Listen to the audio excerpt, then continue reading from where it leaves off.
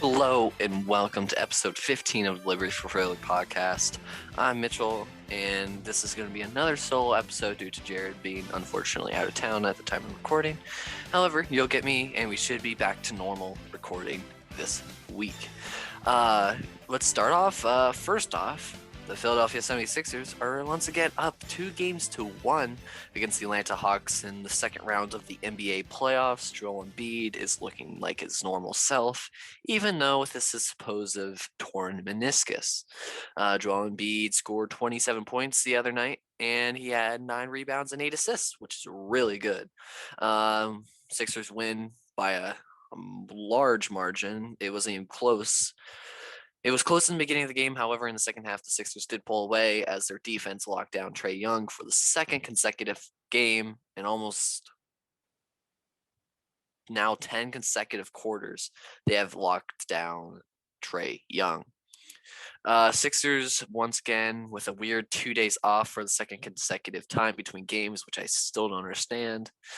They play the Hawks on Monday in Atlanta, and then hopefully if they win that, we get a Game 5 in South Philly. That will have the Sixers reach the first ever Eastern Conference final in this decade. Almost 2 decades now, as it has been 20 years since the Sixers have last went to the Eastern Conference Finals, and the last time they did that, they went to the NBA Finals. And if I'm being upfront, I would rather face the Brooklyn Nets. The Milwaukee Bucks have always been a tough obstacle for the Sixers, and Giannis is still looking like his best self. However, I would rather go against the possibly more injury-prone Brooklyn Nets. James Harden already has a hamstring issue. Kyrie Irving is still Kyrie Irving. Kevin Durant's Kevin Durant. Other than that, no one else on the team has really stepped up. Kevin Durant and Kyrie Irving have been carrying this team, and that was seen that when they don't have anybody else there to produce, they're not going to score a lot of points. Now shown in the 83-86 loss the other day to the Milwaukee Bucks. And I think with the Sixers and their defense, I think they can shut them down. And that's the thing people say, oh, our offense isn't great. Ben Simmons needs to score points if we want to have a chance. That's not the case with the Sixers. If they play great enough defense, they're not going to worry about the other team scoring many points. That's why defense wins championships. That's kind of why that saying is a saying, is because the defense wins championships. Literally, you could have the best defense and the worst offense, and the other team could be half and half. But like, if you can prevent that team from scoring, and you get, say, in football, you get a field goal with 5 seconds left on the clock, you can't do anything about that. Even though your offense may suck, you still scored and you won the game. So in my opinion, I would love to see the Nets Sixers, especially since that's the most hyped up matchup, and I think that's probably what we're going to see. And the other side of the NBA bracket, I believe the Jazz and the Clippers. I think the Clippers might be winning that series. Let me go check that out. Uh, Phoenix is up 3-0. I said Phoenix would be good. Jokic is not. He can't do that much. I'm still saying that Embiid should have deserved it if he did not get that injury. However, I understand why Jokic would have won, because he played every game in the regular season and was putting up at least a little bit close to Embiid's stats. Utah is winning the series 2-1 against the Clippers. The Clippers blew them out last night. Today, at the time of recording, the Nets and the Bucks play. Phoenix can go ahead and sweep the Denver Nuggets out of the playoffs. And my prediction is going to be the Utah Jazz and Phoenix Suns. That's what I said before, and the Sixers Nets. Obviously, with myself, I would love the Sixers to get to the finals and face probably, I want to see the Utah Jazz. I know I said the Phoenix Suns, and I'm still hoping my prediction comes right. However, I do want to see the supposed defensive player of the year, Rudy Gobert, go up against this offense once again. And if you remember the last time he tried doing that, the Sixers won, and Donovan Mitchell got technical foul and had to leave the game. He was ejected.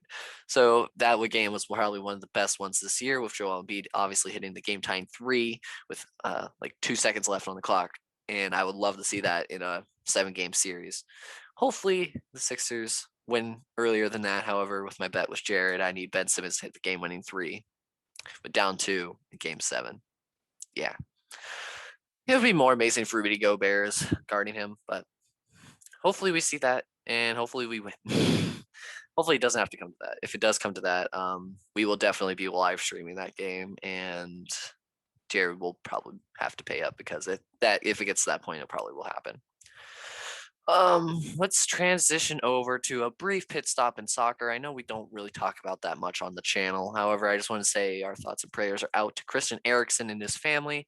If you don't know, Christian Eriksen is a Danish soccer player. He plays for Inter Milan in Italy, and in a game against Finland the other day, he unfortunately had a cardiac arrest event and was unconscious and pronounced dead for at least 5 minutes and had to be resuscitated.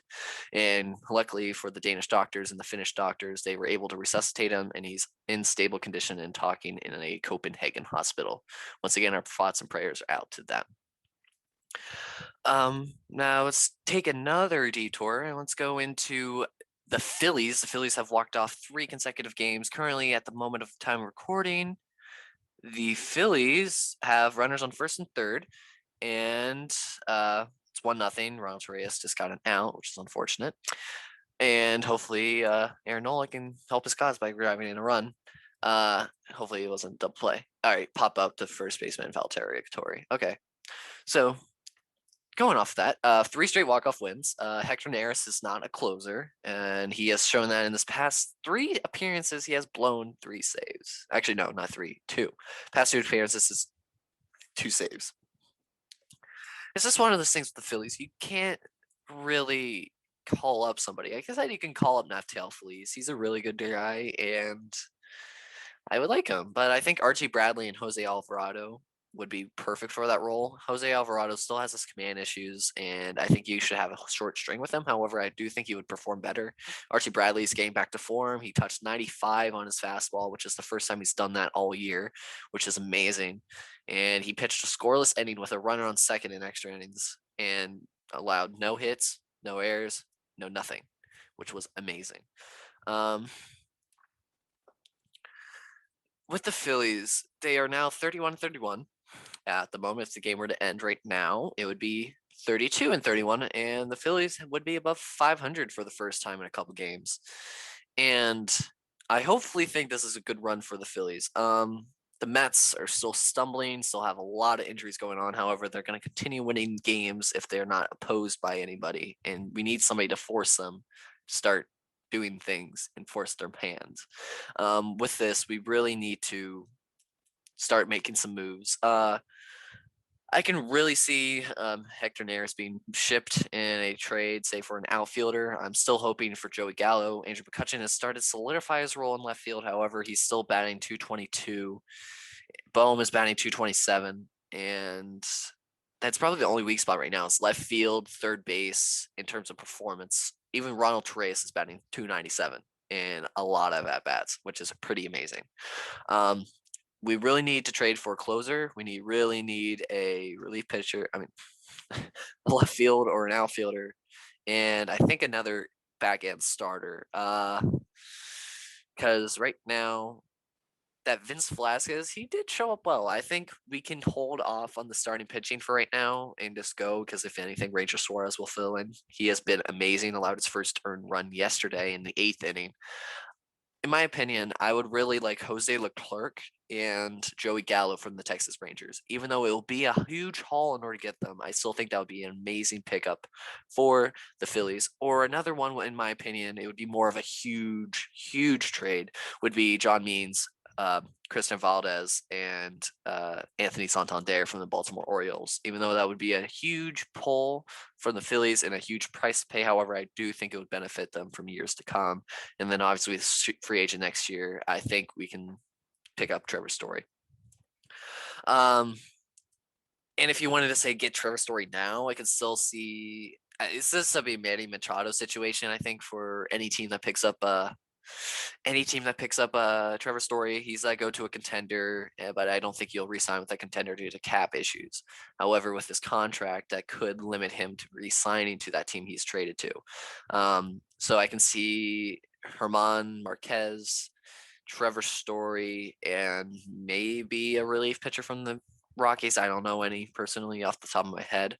But Dubal Herrera got in play runs is at a home his first home run in a Phillies uniform at Citizens Bank Park since 2019, I want to say, but it could be 2018 because I think his 2019 home run was in Washington, and it was a double to left fielder Miguel Andujar that scores a run. Andrew McCutchen scores, so it's now 2-0 Phillies. If this is the way the Phillies are playing against tough opponents, they're going into the toughest stretch of the year. I believe they have to go against the Padres, the Marlins, which are always somehow a huge thing for the Phillies. Once they start beating the Marlins, something's up.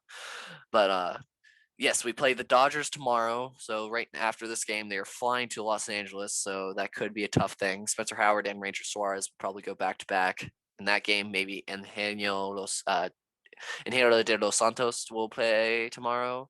He was called up and has not been sit down back yet. Matt Moore is making another rehab start in AAA. Didi Gregorius is in AAA making rehab assignment. However, he has not played the past 2 days. We don't know if it's injury related or he will rejoin the team in Los Angeles. Yeah, it's a West Coast trip for the Phillies. They play the Dodgers for 3, the Gabe Kapler and the Giants for 3, and then they come back home for the Nationals for 2. Then they play the Mets for 4 games, and then we play the Reds to make up for that lost doubleheader game. That lost postponed game while we were in Cincinnati, and then we're back home against the Fish for the end of June and the first day of July. Then we have the Padres over the 4th of July weekend for 3, and then we have the Cubs. We go to Chicago. I really think the Phillies in the stretch really need to pick up, at least finish over that huge Mets series. If they stay close to the Mets in the standings, right now they're 4 games back. Say if they keep winning win for win with the Mets, and they sweep the Mets, the Phillies would be tied for first place in the division. The Braves are 2 games back from the Phillies. Their Marlins are 3 games back, and the Nationals are 4.5. I know this scheme's kind of impossible, but there's Segura single. Segura's 2 for 2 today, and he scored a double and Alec Bohm. So it's now 4-0 Phillies. Other than that, Max Scherzer is going to be a prime trade candidate for the Nationals this year. I would say Trey Turner, but they probably won't get rid of him. He's too great of a baseball player for the team to give up. Josh Bell could be on the trading block for any team looking for a power bat. No, I'm saying more American League for the DH. Josh Bell is not really that everyday out caliber player, but he could still get you some home runs as seen by the Phillies because at 2 games I've seen him play on TV and in person, he has hit 2 huge bombs for the Nationals, and I think it would be probably best if he stays in that offensive capacity for the team or wherever he does end up. So in my opinion, I really think the Phillies need to get a left fielder who has hit, and so I'm saying Joey Gallo, Anthony Santander, and Mitch Haniger are my 3 main outfielders I'm looking at. I can't really see going after Tommy Pham, even though he's a free agent. If there's any other ones I can't remind myself of right now, let me know in the comments down below. If there's any players you would like the Phillies to have, just let me know. And I really think we do need a pitcher, but I think it's more focused on a closer like Jose Leclerc or Valdez or Trevino from the Athletics, but I know the probably won't get rid of him. Oh, Spencer Howard. Said Spencer Howard. Sean Howard, I think is his name, from the Pirates. He would be good. Outfielder Adam Frazier, we don't need him, but I don't know if he could play outfield. If he does, I don't know. But you just have to look at all these teams that have who are on the line of rebuilding or in the process of rebuilding. You just got to see which pieces you want to pick off from them. So obviously the Pirates are probably going to be selling Adam Frazier and that relief pitcher, probably a couple of starters. Rockies obviously are probably going to be selling Trevor Story at the deadline. It's more a fact of who. And obviously Joey Gallo is probably going to leave the Rangers. He was linked to the Phillies. There was a rumor last year that Lance Lynn and Joey Gallo were going to go to the Phillies. However, that deal fell apart because I don't believe the Phillies did not want to include Scott Kingery in the deal, which was probably dumb. I can't remember. I'm probably just thinking Scott Kingery because of how he is literally fallen from up here to literally in the basement of the Phillies organization. And looking back at it, the Phillies should have made that deal. But buyer's remorse, you can't really think about it. Lance Lynn is doing okay. I forget what teams he's on now, but I think he's still on the White Sox. Yes, I'm just gonna go with that. But the White Sox are doing really good in their division. Right now, the Phillies in the wild card would not. Would they be in the wild card? No, they would not. The wild card right now would be the Dodgers and the Brewers, and yeah, the Phillies would be tied for fourth in the wild card. And let's check in on the Phillies. They probably got out of the inning. Yep, JT grounded out to second base, but the Phillies are up 4-0, and Aaron Nola has been rolling along through 2 innings pitched, and hopefully he can pick that up. For the Eagles, there's not really much news out there except for they're probably looking for another backup quarterback. I could really see them going after, I don't know who's out there. Just somebody who can compete with Joe Flacco. I can see why they released the one Clear Tate, who was the converted one, and Newman, who was the undrafted free agent they signed. But I don't really see one. Brandon Hoyer is always a good one that follows around there.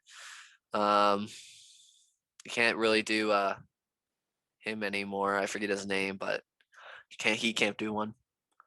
I don't know. If you have any comments on any third string quarterbacks or possible second string quarterbacks the Eagles should sign, please let me know in the comments below. And the Flyers, well, it's the offseason. There's nothing much going on there. But in hockey, I really want to see the Islanders Canadians because that would be the epic why are we here and how did this happen Stanley Cup Finals. That's my prediction for the rest of the playoffs. But once again, let me know all your comments on anything that was said in the comments below. We're always open to opinions. We want to hear your opinions on everything that we say in the show. If you have any suggestions for us, please let them down in the comments below. Also, make sure you drop a follow us on Twitter, which is in the description below. Hit subscribe as there's once again a new podcast every Sunday. So this has been episode 15. Things should return back to normal for episode 16 and beyond. We'll see you guys next time.